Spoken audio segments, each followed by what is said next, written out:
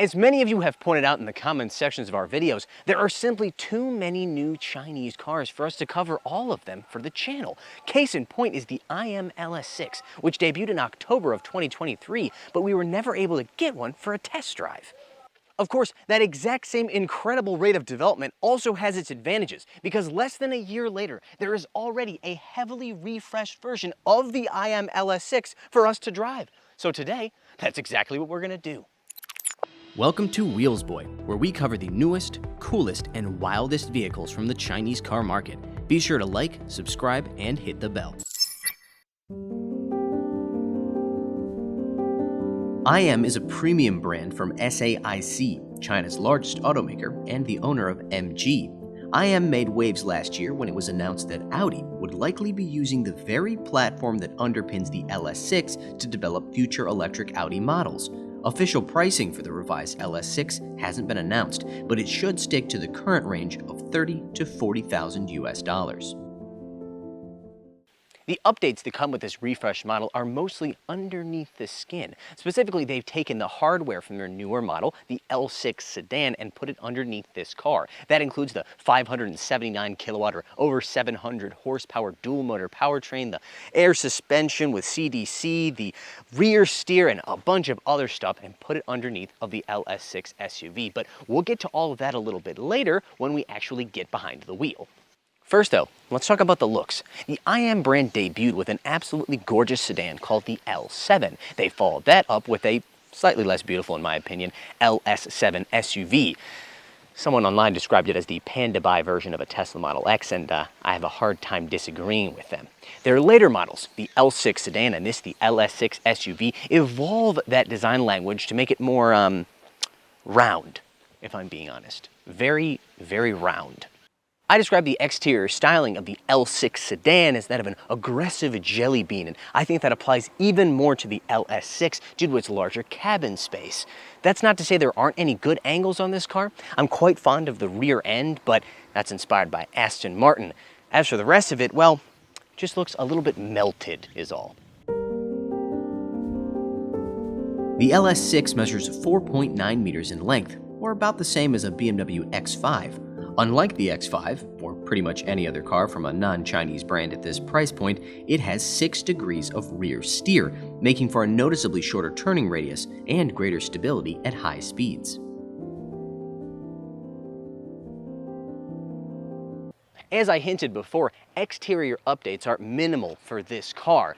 For example, they seem to have dropped the color-matching wheels that you could get on the previous car. Speaking of colors, these exterior colors are still named after very famous artists, just like they were on the larger LS7 SUV. For example, this is Vermeer Yellow.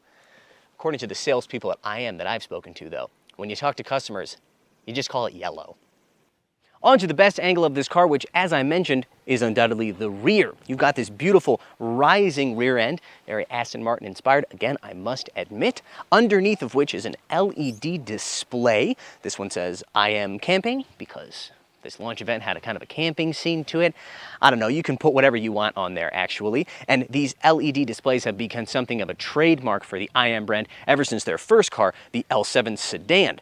Underneath of that, you see this cool plastic trim with an interesting kind of cross pattern to it. You'll probably have noticed that's also on the side of the car as well. As we get to the rear cargo space, I want to mention a little detail that I noticed, something that was actually confusing me earlier today. In their first SUV, the L7, to open the trunk, you hit the bottom part of their logo right here, this round button. So every time I came up to this car, I kept going and trying to get it to open. Turns out on the LS6, however, they've moved it up here.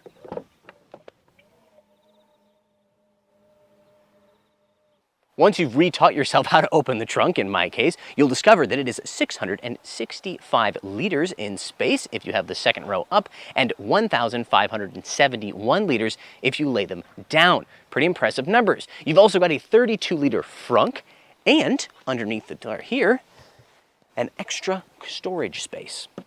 The interior styling of the LS6 is a step above the exterior styling in my opinion. Yes, it is still very soft and round looking, but it makes more sense for an interior because that makes it feel more homey, more cosseting, and that's exactly what this interior is. Everywhere that you can touch, especially on this top spec car, is soft materials. It feels downright pillowy in here. This refreshed car also has some updated materials, particularly the fabric over here on the door panel, which extends onto the dashboard. This is not available on the last generation or pre-refresh LS6. I also want to point out that this is a very good use of fabric material because it isn't found in very many places where you would actually often touch the car. Fabric material looks good, but if you put it into frequently touched places, say on the side of the center console here where your knee's going to hit, boy, will that get old quick. I'm deeply relieved to report that unlike their first generation of cars, the L7 and LS7, this car has physical buttons to control your windows. Those cars had a touch control system that was just a little bit ahead of its time, and it was very, very un-user friendly. Unfortunately, the rest of this interior, well, stylistically it's good, but in terms of user friendliness, it's not particularly good. The ergonomics of this interior are, shall we say, less than perfect, and it all starts from here. You see, ever since their first car, IM has been using this very long style of screen, which looks pretty cool and was pretty impressive at the time, but at the time, they weren't able to have one single screen. Instead, they had to have two different screens like this. Now, there's newer cars like the Galaxy E8 sedan, which has a single giant long screen. Either way, however, there are major problems with just using one very long, not very tall screen, mostly to do with what it is that you can display, and that is not very much. You see, if you have your navigation on here, you can only see a bit of your route. If you had a taller screen or a traditional tablet-shaped screen, you could see much more of it, and honestly, it's much easier to use. Because of the shape of this screen and the fact that you can't fit a ton of information in this space, they also then had to install this lower screen where you control really most of the functions of the car, including the crab walk that I've demonstrated, as well as things like the driving modes and every other menu option. That's fine and all, but because of the angle of this screen, it's often got quite a bit of glare. This is something that I realized very early on the L7 sedan, and it's still true for this car today. Again, because you've got the screen here, you then have to move your wireless charging pads farther down on the center console, which necessitates that you have the cup holders farther back, which necessitates that you have the armrest farther back, so you're not able to have it in a optimal position like right here. Instead, you have to have it all the way back like that. I think that this interior looks nice, but there are a lot of problems, and they all come from the original sin that is the long screen. It is because of that screen and its shape that you really have to have this, a yoke steering wheel, which is terrible.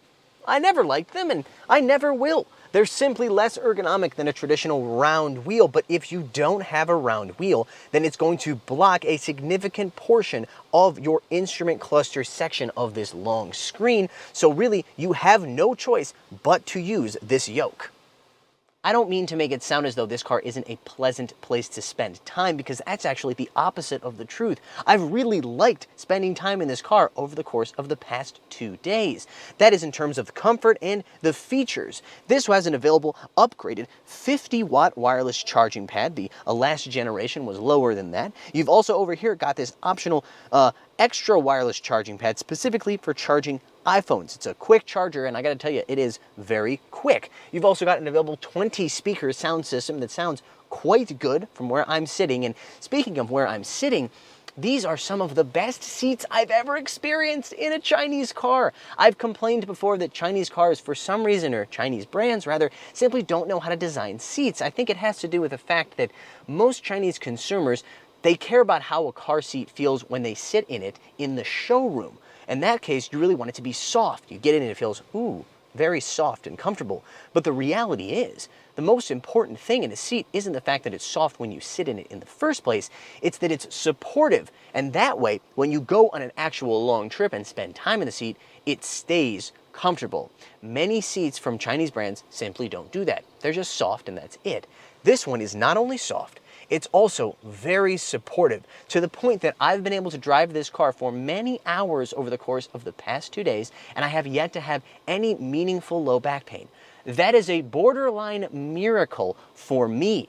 Finally, you've got the passenger seat, which has an upgraded zero gravity mode that's available now for this car. I will say the zero gravity mode on this seat is nice to have, very comfortable. I wish you couldn't use it while driving, which you can, and it's a little bit dangerous, but the problem is that the leg rest here, it's just a little bit too short to be truly comfortable. Still, better to have a zero gravity seat than no zero gravity seat. The good news keeps on coming as well, because the back seat is also really, really comfortable. In fact, it might be the most comfortable that I've experienced in this class of SUV.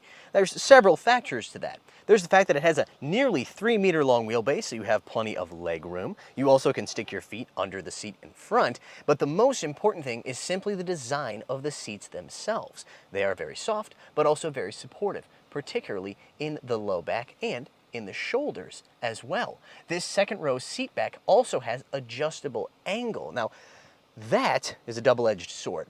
It does mean that you can sit really comfortably because you can lean back a bit, but if you are much taller than me, I am 1.75 meters taller, 5 foot 9 inches, you may find headroom a little bit tight with the seat leaned back. But if you are of an average or so height, I think you'll find that this second row is incredibly comfortable. Apart from that, features include fold-down center armrest with cup holders and, unfortunately, only one Type-C charging port right down there.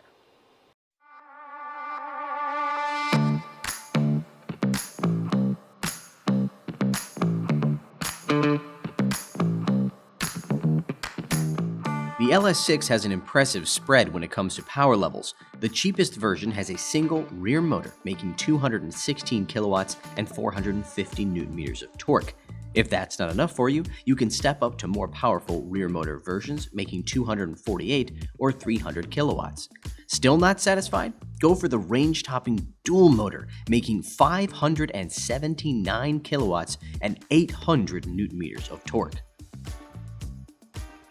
This is, of course, the top-spec full-boat, full-power version, which means a 0 to 100 km/h time of just 3.48 seconds, which is unnecessarily fast. I think you'll agree for a mid-size SUV, but welcome to the world of electric cars in the year 2024.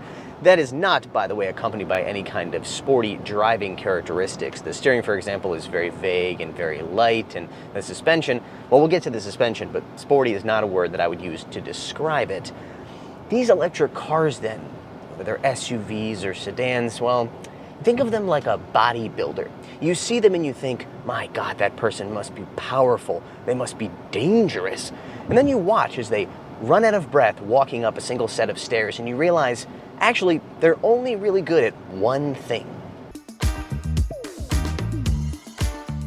The LS6 has 3 available battery packs, a 75 kilowatt-hour LFP battery and 2 ternary lithium batteries measuring 83 and 100 kilowatt-hours.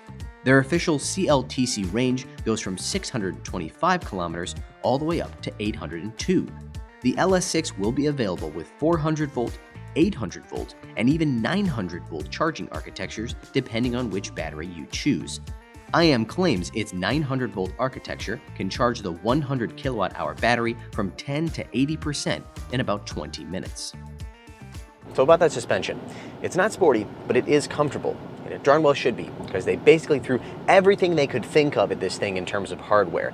It's got a double wishbone front suspension, a multi-link rear, it's got air suspension with adjustable stiffness and height. Height adjustment is about 2 inches or around 7 centimeters. It's also got CDC or constant damping control. It's got the rear steer, which allows it to crab walk. Pretty much every bit of hardware you can think of, this thing has. And it pays off, honestly it does, because as I said, this thing rides very comfortably. It also rides quite composed. It doesn't bounce or float over big bumps.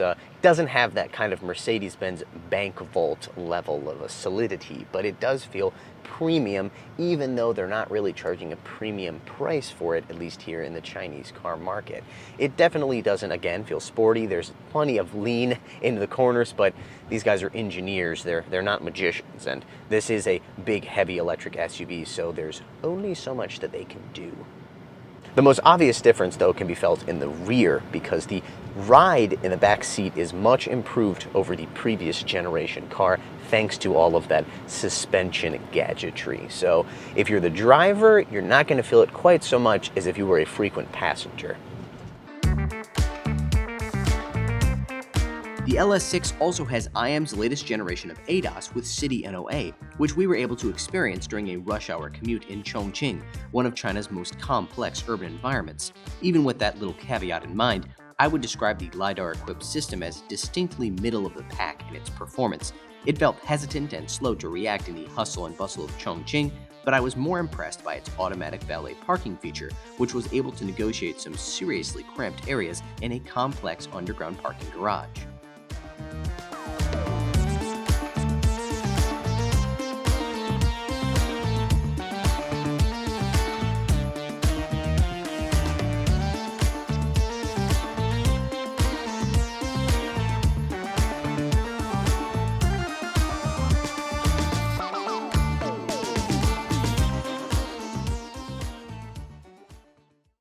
The IM LS6 is a little bit frustrating. On the one hand, I'm not a really big fan of the exterior styling or the ergonomics of those interior screens, but on the other hand, it is incredibly comfortable thanks to those seats and thanks to that air suspension. It's a little bit like having a living room with the world's most comfortable couch, but the world's most strangely shaped TV. I don't know, a star or something. Are you really going to use that living room very much? I don't know if I would.